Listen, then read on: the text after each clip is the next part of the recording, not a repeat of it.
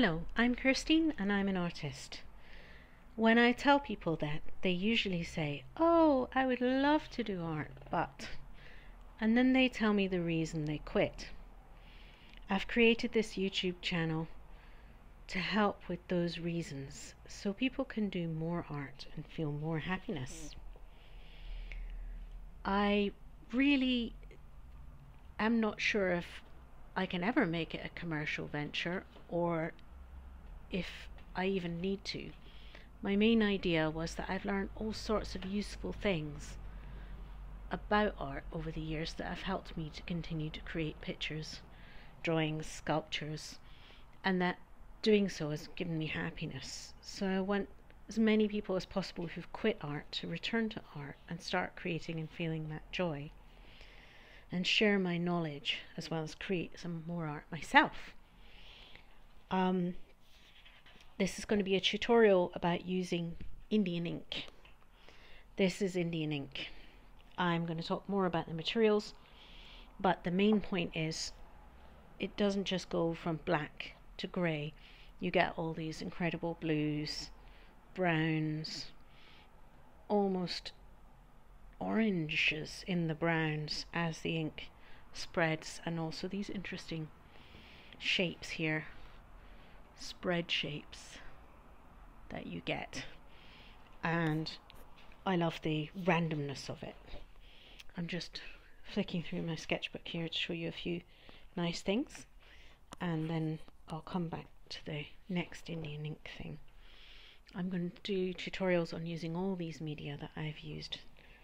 This lovely landscape with a Scottish light, and here at the beginning is another thing which utilizes Indian ink, as well as Indian ink and all these colors. You can see that I have black very controlled pen, and these white areas, these pure white areas, are what's called wax resist. I've used a white wax crayon to block. This is a white wax crayon, this little stubby thing, super cheap, like 60 pence from a children's shop for art materials that are like this, wax crayons. I use the white one only to block the ink so that these areas of paper stay utterly free of any kind of colour. Just moving my cable because it's clashing on the microphone there. So these areas stay free of ink, you can see, because the wax has resisted the ink. Wax doesn't mix with water, and the ink's got water in it, and it pushes it away.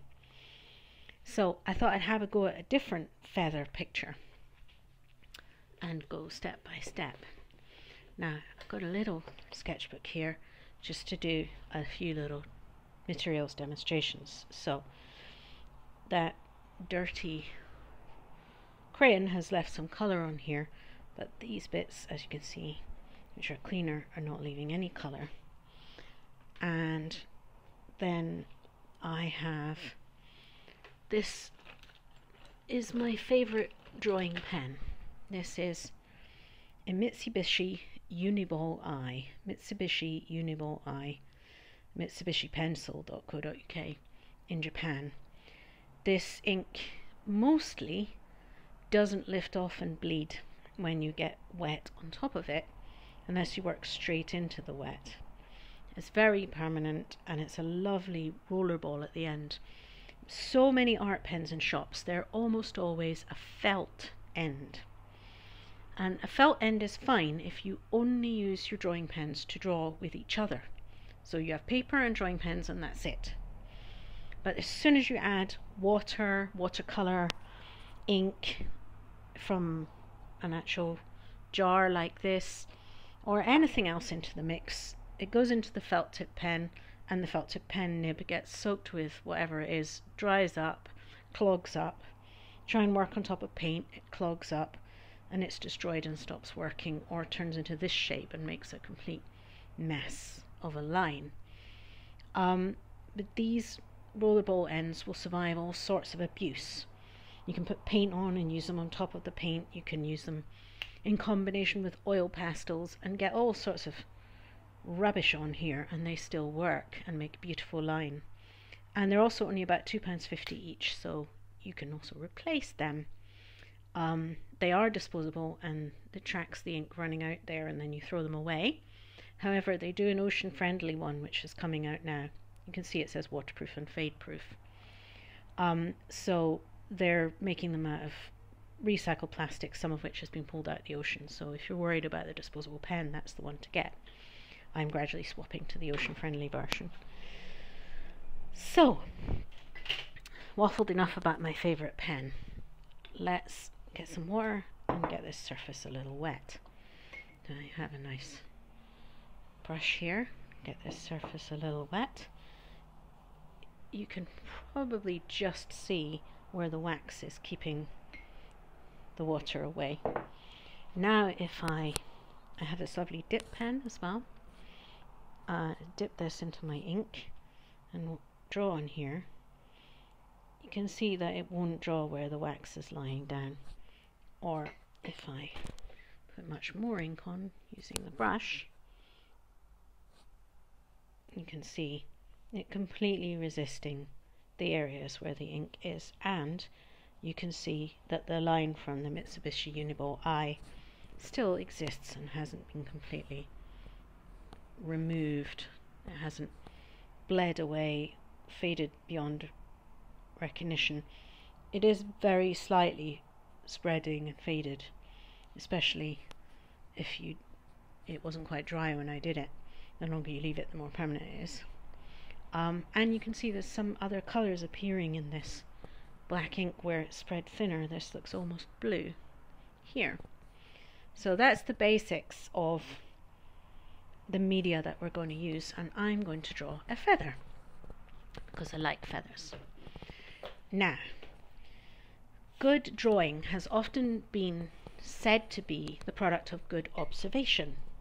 Observation basically means looking and seeing what is really there. Now, the ideal thing that you need for good observation is reference material, as in you can see what you're drawing and you can copy it from life. So the best thing to do to draw a feather is to collect actual feathers, collect or buy actual feathers and draw actual feathers. This will give you the most information, you can look the most carefully, you can see tiny details. Second to that, you need your own photographs of feathers or other drawings and sketches you did of feathers when you had feathers. Failing that, you can use a photograph from someone else. However, you must not steal. If you take a photograph that someone else has taken and you turn it into a drawing or a sculpture, even though the drawing or the sculpture might be a new piece of art, that is still stealing. Copyright law is a huge and massively technical area that I'm no expert on, but basically you don't steal other people's art is the short version. Don't bother. Not worth it, not kind, not cool. So this photograph that I've got here is from a site called Morguefile, morguefile.com. Morguefile means as in it goes to the morgue because it's dead. So a photographer is no longer going to use it, it's dead. They took it, or a hobbyist, or someone who paints, or someone who bird watches, all sorts of people upload to Morguefile, and they go, this is dead, I'm no longer using it, I'm not putting it on a t-shirt and making $1 million, so anyone who wants it can have it. So it's photographs by artists for artists so that you can have copyright free reference material, and it says in the copyright free for commercial and personal use, which basically means you can take that photo and do anything you like with it, you have the artist's permission. So I'm going to copy a feather from a Morguefile. The other thing about this site though is it does have advertising on it, so be very careful not to click on a paid photo while you're searching away and you go, ooh, I like that one. Make sure you actually have a Morguefile. This one's definitely a Morguefile. This person who took this lovely picture of a feather gave it away for the sake of other artists, which I think was very nice of them. And I'm just going to start drawing it. Now I'm starting with the Uniball eye, and I'm going to get the basic shape in, and then I'm going to work with other things. This here feather looks like it might be a seagull or something. It's got a lot of raggedy bits here. fluffy, fluffy, raggedy bits. Now, one of my favorite things about drawing natural things is that you can get away with murder. So if you draw a bicycle, for example, and the wheels are not round, then anyone who knows nothing about drawing, or bicycles for that matter, can look at that bicycle and go, ooh, the wheels are not round, that's a messed up bicycle. Unless you do it really stylishly and it looks good for artistic effect, it mostly just looks like you messed the bicycle up. However, when you come to draw something like a plant or a feather, they're so random in nature and every single one is different. Who's to say whether the feather goes chop, chop, chop, or chop, chop, chop? Maybe it's got one chop on this side. Maybe that line curves inwards. Maybe that line curves outwards. Unless you show the photo along with the art that you create, never do that. Never, never, never do that. Never helps you. All right? No one's ever going to know, did it look like this or did it look like this? So, flowers, feathers, the lines of hills, unless they're a particularly famous skyline that everyone knows, nobody is going to know unless you show them the photos you took, or the photos you used, or the other sketches you made at the time. What I often do is I travel whenever I get the chance, and I will do some tutorials where I use my photos from my travels as well for artistic reference. I often travel with my phone camera and I take tons of pictures on the fly with my kids when we're busy, you know, whatever. And then later, and maybe I get a bit of sketch from life, which gives me a bit more information. And then later, at home in the comfort of my own living room, when the kids are asleep or things like this, I have the freedom to use those photographs to do things. So I do have a lot of my own photos, but like I say, I wanted to show you Morgue File. Now I'm just putting some wax down around here just to create an area of kind of background highlight, and then I actually want to create some feathers out of the wax. This is a little tricky because I can barely see what I'm drawing. Not completely, not at all, but almost not at all.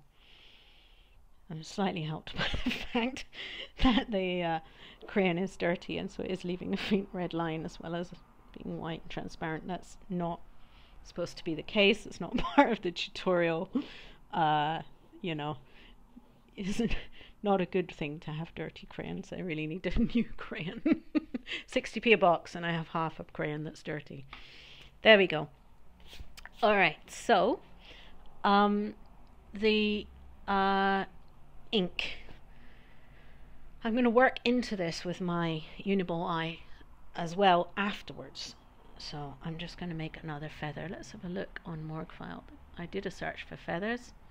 Let's have a couple of feathers. There's some up here that are for sale, but here's another free one.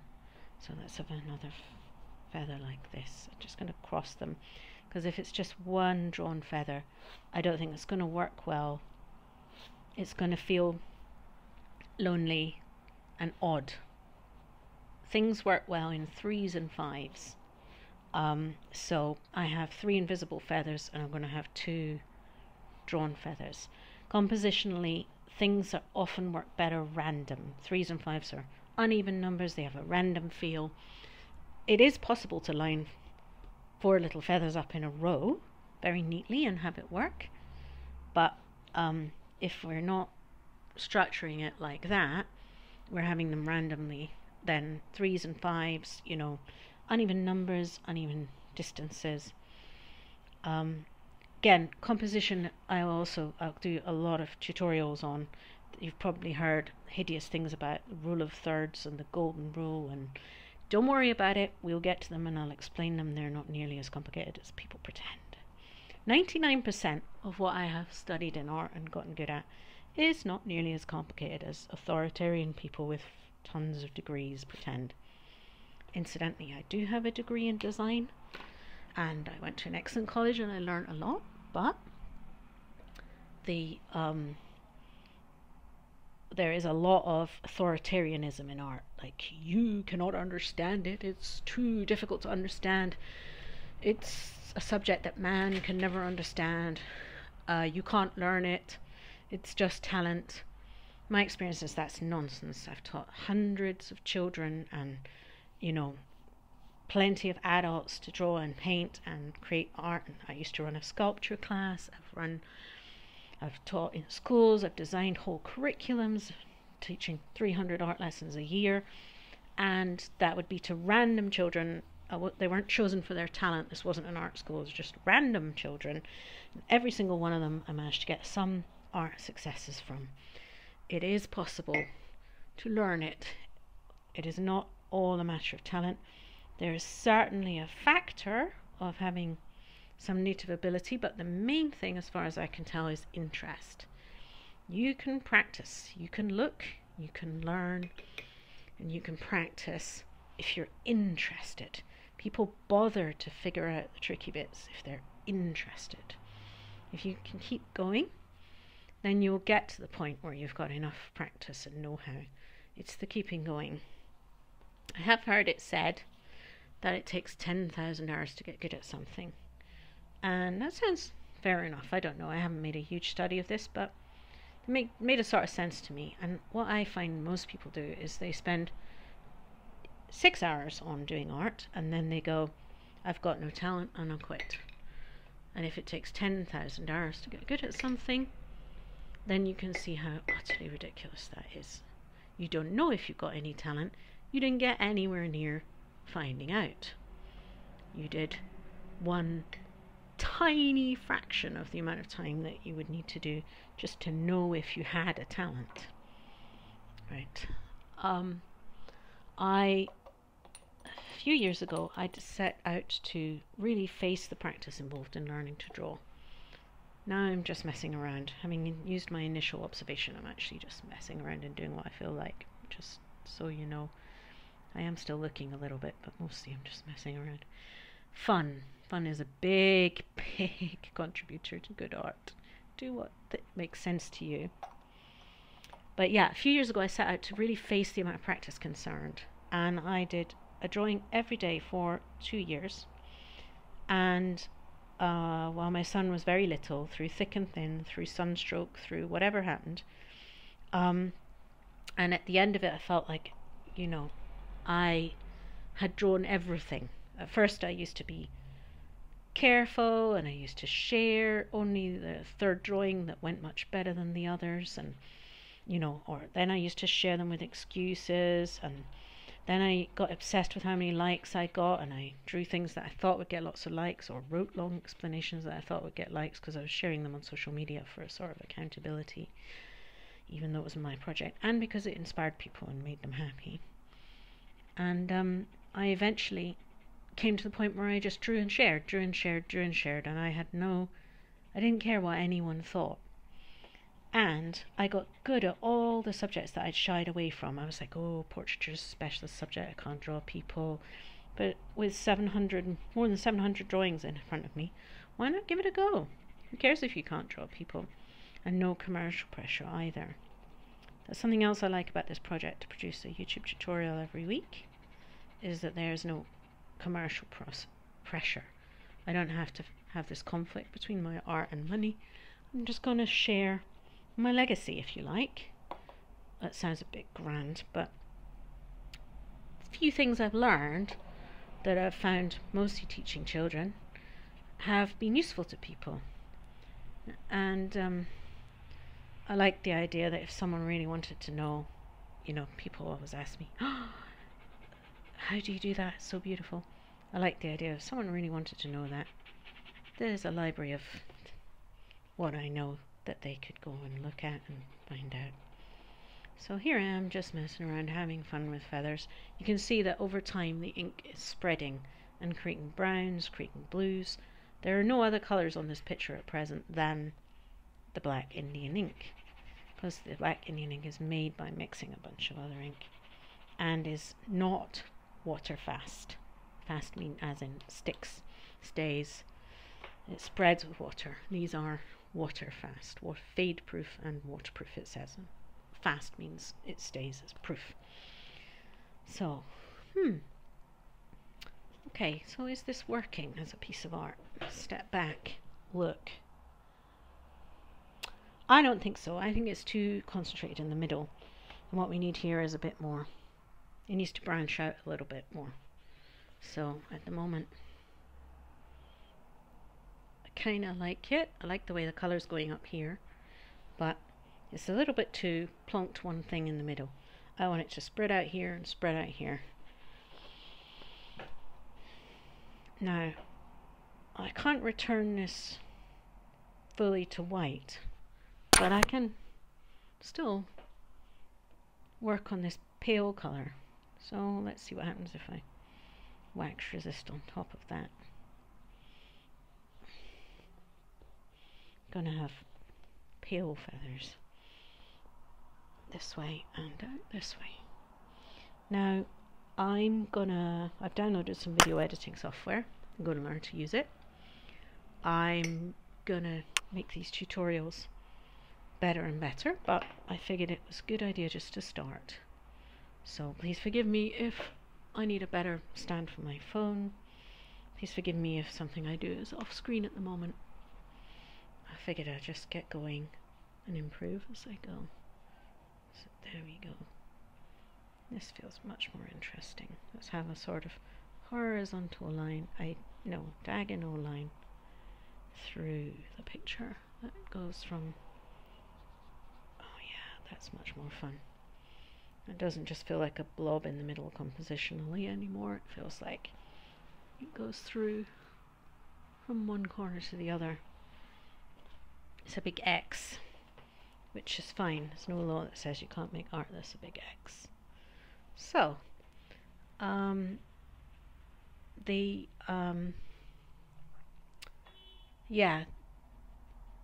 point is you can practice. You can get pictures off Morgfile and you can copy them. You can trace bits. There is no cheating apart from copying what it hasn't been given permission to copy. But when it comes to tracing, many of the great masters use things called camera obscuras, which is basically a way of getting the image and copying it onto your canvas so that you didn't have to sit there. If you don't know the rules of perspective and proportion, you can go ahead and trace it, copy it, follow it with, any method you like. Get going, practice, and then don't think, wow, I did 6 hours and it doesn't look perfect. I have no talent. Let's quit. Think to yourself, this is a fraction of my 10,000 hours and I enjoyed it. My dad, who's a wonderful painter and ran a pottery business for years and was co-founder of the Scottish Potters Association with my mum, and I grew up very early years in their pottery, once told me this wonderful thing that he used when a painting didn't look right. He said, get it right in the next one. And I've felt that was important all my life. If you don't like what you're doing, don't stop, don't quit, don't give up, just figure out how to get it right in the next one. So here we are, and I've learned something from it. Here we are, and I liked this aspect or that aspect. Another thing that I feel is very important about art is don't treat it like some kind of special state you have to be in to do art. Like, I'm not in the zone, I'm not in the mood, I didn't quite do, my yoga today, so I can't draw. One of the things that I really found doing a drawing every day for 2 years is that you can draw with sunstroke, and you can draw when you're not in the mood, and inspiration follows from that. So you don't have to, it helps if you're inspired and then you work, but it's also possible to work and then be inspired. And so treat it like you're putting out a fire. Firemen don't arrive at the fire in this burning building and they don't say, well, I'm not sure I'm in the zone for firefighting today, and those people better rescue themselves because I didn't do my meditation this morning, or I didn't eat my Cheerios, or whatever it is, right? They just go, oh my goodness, there's a fire, we have procedures, we have training, get on in there. You have procedures, you have training, or you will have if you keep watching tutorials, and I don't mean necessarily just mine, go find other good ones, watch 3 minutes of 5 tutorials and pick the one where you understand their accent best, or where you like the way they draw best, or whatever. And if you keep going, if you just go, that's it, I'm putting out this fire, eventually, somewhere along the line, people will start saying to you, oh, you're so talented, I wish I was magically born like that. I wish my mum was an artist too, and I magically inherited your talent without any hard work. Nonsense. So thousands of hours, or hundreds of hours, or tens of hours at least, are invested in getting good at anything. If you learnt to drive, you probably had to practice it as well as just have instruction lessons. You probably had to get the hang of one thing and practice and practice. If you learnt to swim, you probably had some lessons, and then you had to mess around in the pool, mess around in the pool, mess around in the pool, and eventually you got that you were good at it. Yes, so please do feel free to comment the trouble that you're having with art. I would absolutely love to help with that.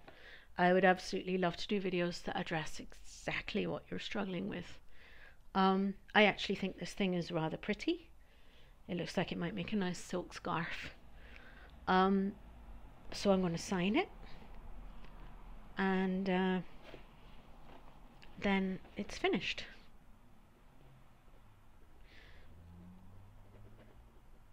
Don't be afraid to wreck things at the last minute.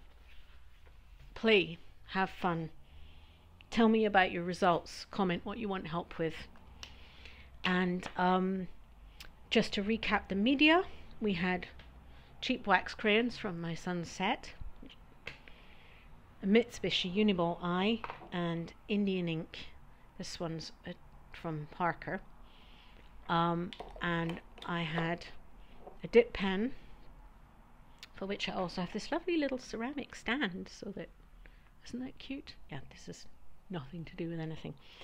And I have a couple of brushes here, a square one and a pointed one, a chisel tip and a pointed one, which is actually, I think, a Japanese calligraphy brush, but it might be a glazing brush. I don't think you need a lot of expensive art materials to do art. I'm pretty sure that this brush came out of my dad's pottery when I was a kid, and it's still around. I think it's a glazing brush, or my mum's pottery more recently. I know this pen belonged to my parents when they were at art school, one of them, my mum or my dad. Like I say, the Uniball eye is about £2.50, or dollars, pounds and euros are so close that you can almost swap them around. The wax crayons are about 60p a pack. The only thing that I really spent a decent amount of money on is the paper.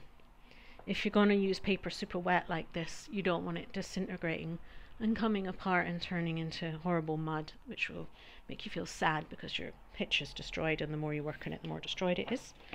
So this is watercolor paper. The other one I had is a mixed media paper. Either is fine, it depends how rough you want it. Usually watercolor paper has more rough texture to it, and mixed media is a bit smoother. I like mixed media best, actually. This is 250 GSM paper weight. GSM stands for grams per square meter, and size is A3. So I would say about paper, make sure it's big enough that you don't feel all kind of constricted into your little sketchbook.